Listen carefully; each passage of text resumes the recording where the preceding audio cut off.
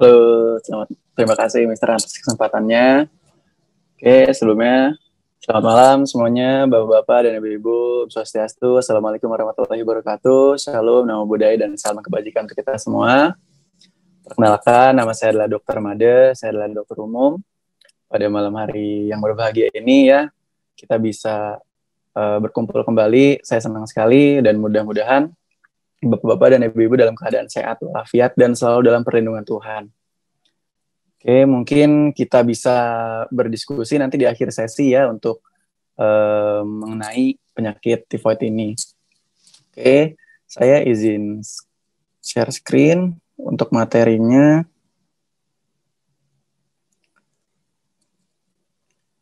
Ya, ini materi ya. Mungkin Bapak-Bapak, Ibu-Ibu sudah banyak ya yang mendengar tentang demam tifus atau tifoid, ya itu sama. Tifoid atau tifus itu sama. Jadi ada nih yang bilang, oh anak saya ini gejala tifus, oh anak saya ini tifus. Nah, jadi kita harus tahu terlebih dahulu gejala-gejalanya, lalu penyebabnya, dan juga cara menangani penyakit ini ya. Jadi mungkin Bapak Ibu yang ada pertanyaan nanti di akhir sesi boleh ditanyakan, agar kita bisa berdiskusi ya. Oke, mungkin bisa kita langsung saja untuk mempersingkat waktu, kita akan bahas tentang demam tifoid atau tifus.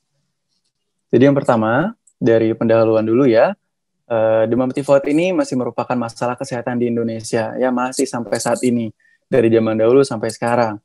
Jadi terdapat 21 juta kasus dengan 128.000 sampai dengan 161.000 kematian setiap tahunnya, yang diakibatkan demam tifoid, yang berujung keparahan ya. Selanjutnya, kasus terbanyak terdapat di Asia, salah satunya di Indonesia. Dan penyakit ini adalah penyakit jenis yang menginfeksi adalah bakteri, jadi mudah sekali untuk menularkan dari orang ke orang, lalu dapat menyebabkan keadaan wabah ya. Zaman dahulu sudah terjadi wabah, namun saat ini sudah dapat dikendalikan. Namun kasusnya masih sangat tinggi sampai sekarang, jadi harus tetap waspada. Ya, jadi apa sih tifus itu? Jadi ini adalah suatu penyakit infeksi akut yang biasanya terdapat pada saluran pencernaan ya. Jadi ada di usus halus. Selanjutnya dengan gejala demam 1 minggu atau lebih, disertai dengan gangguan pada saluran pencernaan dan dengan atau tanpa gangguan kesadaran. Tuh, jadi bisa demam ya. Ada juga nanti pasien yang bisa sadar, ada pasien yang sampai tidak sadar. Nah, hal itu adalah menandakan bahwa terjadi kegawat daruratan pada pasien apabila pasien tersebut menjadi tidak sadar. Oke, nah penyebabnya apa sih? Nah, penyebabnya ini adalah bakteri ya, Bapak-bapak dan Ibu-ibu. Untuk tifus sendiri itu penyebabnya bakteri, namanya bakteri Salmonella typhi. Bakterinya ini banyak tipenya. Tuh, jadi yang paling sering itu Salmonella typhi. Ada juga yang paratyphi ya. Jadi penyebabnya adalah bakteri ya, Bapak-bapak dan Ibu-ibu, bukan virus, jamur, atau tungau ya. Jadi penyebabnya adalah bakteri untuk penyakit tifus ini. Oke, nah ini adalah cara penularannya yang diketahui sampai saat ini. Yang pertama itu adalah kebersihan diri yang rendah, jadi jarang cuci tangan, lalu orang-orang yang suka jarang membersihkan dirinya, nah itu bisa menyebabkan orang tersebut terinfeksi kuman Salmonella typhi, yang nantinya akan menyebabkan tifus. Selanjutnya adalah untuk orang-orang dengan kebersihan makanan yang rendah, itu bisa juga menularkan ya. Jadi orang-orang yang suka jajan, lalu orang-orang yang jarang membersihkan makanannya, ya makan makanan yang terlalu tidak dimasak dengan baik, itu adalah tempat yang nyaman bagi si bakteri ini. Jadi harus selalu dibersihkan makanannya. Dan juga untuk lingkungan yang kumuh. Nah, lingkungan yang kumuh ini menjadi cara penularan terbaik bagi bakteri. Karena kuman dapat berkembang dengan pesat apabila lingkungannya juga mendukung. Tuh, jadi tidak rutin dibersihkan, lalu banyak sekali got-got yang jorok, yang kotor. Itu juga menjadi salah satu tempat berkembang biaknya si kuman ini, atau kuman dari Salmonella typhi. Selanjutnya, penyediaan air bersih yang tidak memadai.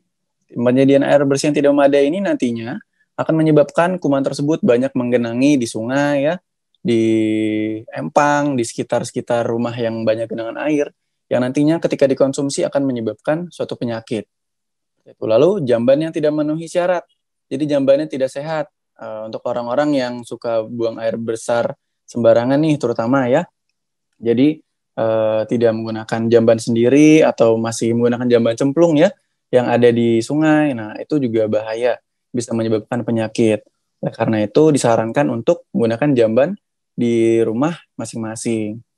Selanjutnya adalah pasien tifoid yang tidak sembuh secara sempurna. Jadi, pasien tifoid yang tidak sembuh secara sempurna ini akan dapat menyebabkan penularan kepada orang-orang di sekitarnya. Jadi kumannya masih banyak, tapi dia sudah pulang, dia tidak mau diobati. Nah, hal itu yang dapat menyebabkan penularan pada orang-orang di sekitarnya. Jadi pengobatan tifoid harus sampai tuntas. Nah, bagaimana sih terjadinya kasus tifoid? Ini ada beberapa contoh ya, skema dari penularan dan juga sampai menimbulkan gejala. Jadi tadi kan saya katakan bahwa lingkungan yang jorok, lalu pola hidup yang tidak baik, itu menyebabkan penyakit ini. Pertama, kita ambil contoh dari air dan juga makanan. Tadi kan ada air dan juga makanan ya, terutama ada juga tuh di sungai-sungai kan masih banyak orang-orang yang masih buang air besar di sungai ya. Lalu sungainya kan dikonsumsi nanti oleh manusia-manusia yang ada di lingkungan itu. Nah, hal itu yang bisa menjadi tempat berkembang biaknya dari kuman tifoid ini. Nah, air yang terkontaminasi oleh feses atau bahan-bahan yang kotor atau makanan itu nanti dikonsumsi oleh manusia. Nah, yang berisikan bakteri Salmonella typhi ini, dia dikonsumsi oleh manusia, lalu masuk ke dalam lambung, dan di lambung itu berusaha menghancurkan. Jadi tubuh kita ada namanya asam lambung. Asam lambung itu fungsinya untuk menghancurkan kuman, ya, dan mencerna makanan. Dan tapi ketika ada kuman yang lolos, dia bisa masuk ke dalam usus. Nah, di dalam usus, kuman yang lolos ini nantinya ditambah dengan orang tersebut imunnya tidak baik, jadi imunnya rendah, hal itu dapat menyebabkan kuman tersebut dapat berkembang lebih baik lagi dan masuk ke dalam sel epitel usus. Tuh, jadi dia sudah masuk ke dalam mulut, sudah lewati lambung, lambungnya juga tidak bisa menghancurkan kuman dengan baik, imunitas lagi rendah, masuklah kuman tersebut ke dalam usus. Nah, jadi tempatnya itu di usus ya, masuk pertama kali. Nah, setelah masuk usus, kuman ini nantinya akan masuk ke bagian organ-organ vital kita yang penting. Yang pertama itu dia berkembang nanti kumannya akan masuk ke dalam hati dan juga limfa. Kenapa? Di hati itu adalah kaya akan pembuluh darah ya. Jadi hati, limfa itu adalah organ-organ yang baik untuk pertumbuhan si bakteri. Karena banyak sekali darah, ya, tempat penghasil sel-sel darah, banyak sekali gula di sana ya. Jadi bakteri, virus sangat suka sekali gula dan juga darah yang dihasilkan oleh hati karena ibaratnya masih segar ya. Jadi di hati dia berkembang, ketika dia sudah makan banyak ibaratnya organ-organ sel-sel darah di dalam hati, dia akan kembali lagi ke sirkulasi darah. Nah, ketika dia kembali ke sirkulasi darah itu dalam keadaan dia sudah berkembang. Nah, dari dia masuk ke hati dan kembali ke sirkulasi darah, nah dia sudah kuat nih ibaratnya bakterinya.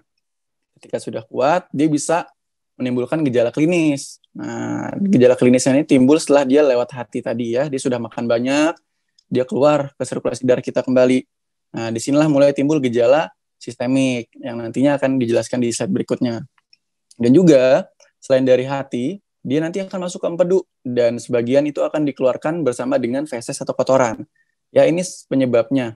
Jadi, dia berkembang di bagian hati, masuk ke empedu, masuk ke kotoran kita, lalu dikeluarkan, dan orang tersebut tidak menjaga pola hidupnya, dia masih buang air besar sembarangan, terutama di sungai. Nah, sungai tersebut akan tercemar oleh bakterinya. Jadi, orang-orang yang mengkonsumsi tersebut bisa terinfeksi juga. Seperti itu ya, bapak-bapak dan ibu-ibu ya.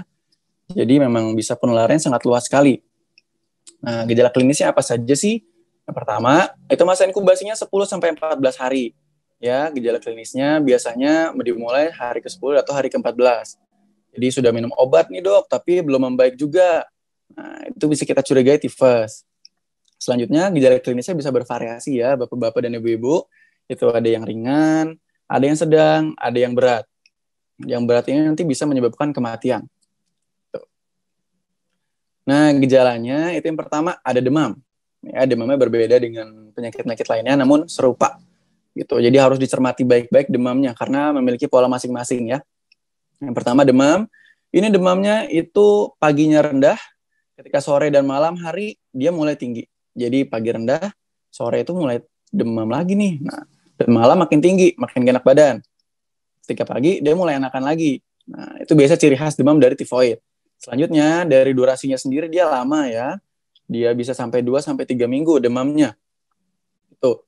Jadi bukan seperti penyakit lain ya. Ini demamnya bisa lama dan juga tidak kunjung turun apabila pengobatan tidak baik. Selanjutnya, selain demam, biasanya pasien juga mengeluhkan itu seperti pusing ya, bisa nyeri otot, lalu insomnia atau susah tidur, lalu badannya mulai kurus dan juga mual muntah. Ini disebabkan karena nafsu makannya menurun dan juga makanan tidak diserap dengan baik.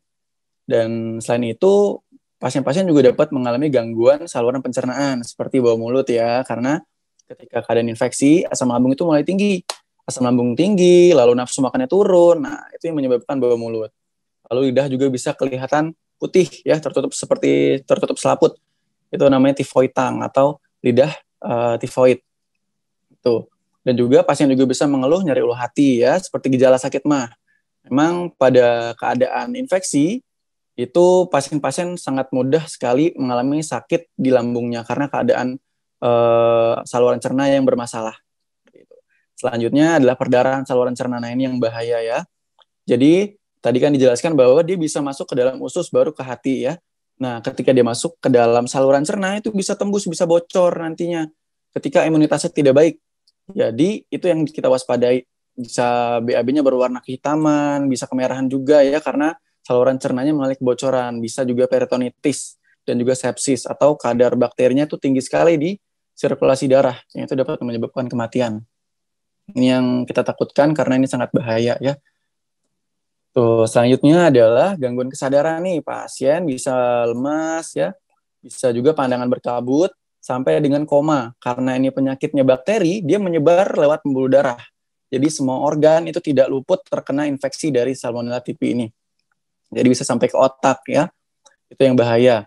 Selanjutnya bisa juga mengalami hepatosplenomegali. Nah, apa sih itu? Jadi itu adalah pembesaran dari organ hati dan juga limpa. Tadi kan dia yang menginfeksi hati ini. Nah, menginfeksi hati dan juga organ limpa, hati kita mencoba menghancurkan.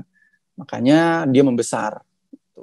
Selanjutnya ada juga raw spot ya, ini nice to know aja. Jadi terdapat kemerahan pada badan. Gitu.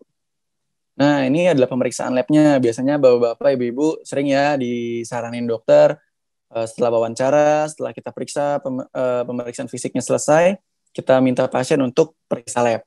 Nah, yang diperiksa ini, jadi kita pemeriksaan darah perifer lengkap. Itu biasanya pasien seringnya mengalami leukopenia atau leukositnya itu dalam keadaan yang rendah. Itu bisa juga normal, bisa juga tinggi. Biasanya bisa juga pasien mengalami anemia yang ringan, bisa juga trombositopenia ya, tapi jarang. Lalu LED yang meningkat, atau laju endap darahnya yang meningkat. Nah, ini enzim hatinya mulai meningkat nih. Ini tandanya dia sudah menginfeksi organ hati. Itu SGOT, SGPT namanya pemeriksaannya. Selanjutnya, untuk memfiksasi ini pasien terinfeksi tifoid atau bukan, itu biasanya kita cek dengan 3 pemeriksaan ini ya. Uji Widal, Tubex, dan juga Tepidot. Ini bisa positif atau negatif hasilnya. Tapi Widal sudah tidak disarankan lagi ya. Namun ada beberapa tempat yang masih memakai Widal, tapi tidak apa-apa. Untuk mendukung diagnosis. Selanjutnya untuk memastikan lagi bisa digunakan pemeriksaan kultur darah. Nah, kultur darah ini yang nantinya memfiksasi sebenarnya yang menginfeksi tubuh pasien ini kumannya apa gitu. Jadi kita cek kultur darah apabila tidak ditemukan kuman lain pada pemeriksaan sebelumnya. Nah, ini pengobatannya ya. Pengobatannya itu pada pasien-pasien yang mengalami keadaan demam, mual muntah ya lebih dari 3 hari. Nah, itu disarankan langsung berobat ke puskesmas terdekat untuk dilakukan berbagai macam pemeriksaan. Selanjutnya, itu makanan-makanan yang sehat dan bergizi harus sering dikonsumsi ya. Makanan di rumah lebih baik ya bapak-bapak dan ibu-ibu daripada jajan di luar, apalagi di saat pandemi. Jadi lebih baik konsumsi makanan yang dimasak sendiri. Selanjutnya, pasien yang mengidap penyakit ini harus banyak sekali minum air putih atau air mineral ya. Nah, hal ini menyebabkan pasien terhidrasi karena pada saat keadaan tifus, pasien itu akan mengalami keadaan dehidrasi. Jadi nafsu makannya akan menurun, cairan juga menurun. Nah, harus banyak minum juga biar cairannya terpenuhi. Itu kalau dia mengalami dehidrasi, imunnya makin turun. Jadi harus banyak konsumsi air mineral. Selanjutnya kebersihan lingkungan diri dan juga lingkungan sekitar harus ditingkatkan ya dengan pola hidup bersih dan sehat. Cuci tangan, pakai sabun ya, lalu BAB di tempatnya, jangan di sungai. Itu adalah salah satu hal yang dapat mencegah berbagai macam penyakit. Selanjutnya adalah imunisasi. Nah, imunisasi yang biasanya dilakukan untuk pasien-pasien tertentu. Oke, ini yang sering ditanyakan ya. Jadi untuk orang-orang yang tifus, bapak-bapak dan ibu-ibu, misalkan ada yang mengidap nih saudara atau teman-temannya. Nah, jadi yang disarankan adalah untuk awal-awal itu diet bubur saring ya. Jadi bubur apa aja, nggak apa-apa. Jadi yang penting bubur awal-awal karena keadaan tifoid itu lambungnya meningkat terus asam lambungnya dan juga ususnya bermasalah. Ibaratnya ususnya terluka. Jadi nggak boleh bekerja terlalu keras. Makanya dikasih bubur agar makanan tersebut dapat dicerna dan juga diserap dengan baik.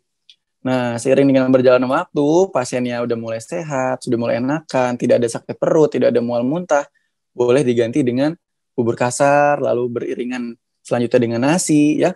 Nasinya bisa nasi yang lunak dulu, lalu ditambah kuah agar lebih enak ya, dan juga mudah diserap, dan juga mudah dikonsumsi tentunya.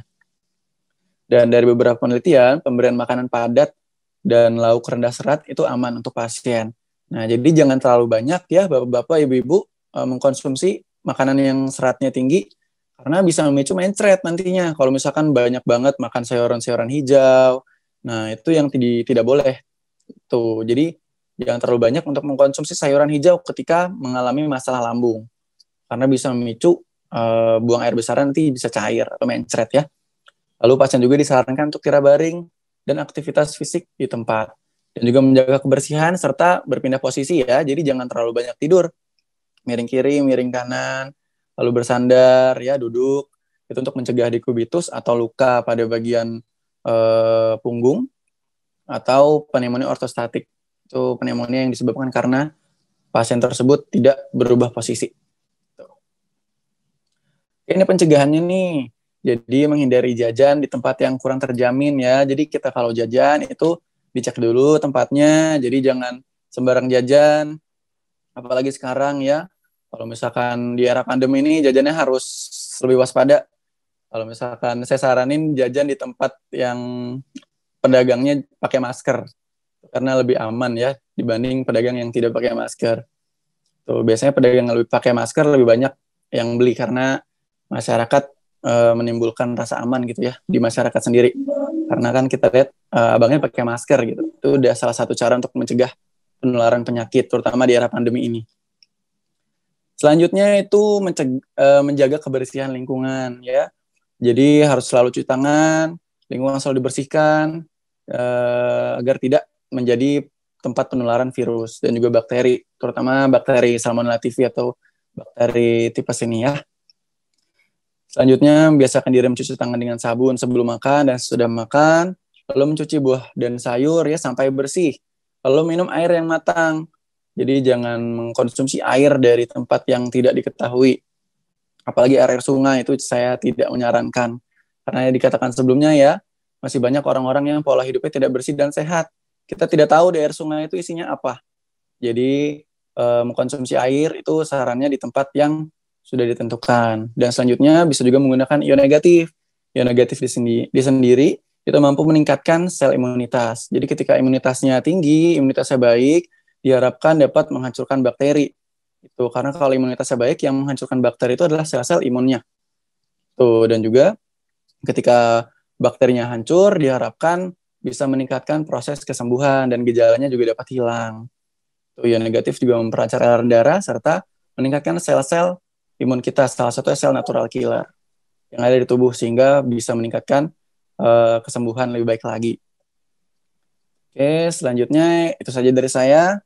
Mungkin dari bapak-bapak, ibu-ibu, saya persilakan apabila ada yang ingin tanyakan. Selamat malam.